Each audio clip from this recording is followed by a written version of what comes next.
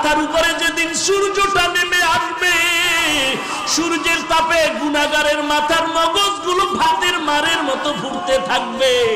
ওই সময় সহ্য কেমনে করবি? একটা বেতের বাড়ি দিলে সহ্য করতে পারি না। যদি গুনাহগার হয়ে কবরে যায়, ফেরেশতাদের আঘাত কেমন করে সহ্য করব? চিন্তা ভাবনা করে দেখলাম দুনিয়ার সম্মান টাকা পয়সা কিছুই না। আজকে টুপির কারণে, দাড়ির কারণে না খাইয়ে আমরা কেউ মরি নাই, বরং আল্লাহ রাজকীয় হালে সম্মান দান করেছেন। ঠিক কিনা বলো?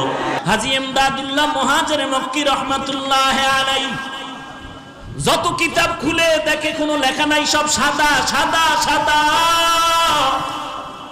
আবার সামনে কিতাব খুলে সাদা, কোনো লেখা নাই। এইভাবে করে করে করে করে কোনো কিতাবগুলোর শেষ পর্যন্ত হাজী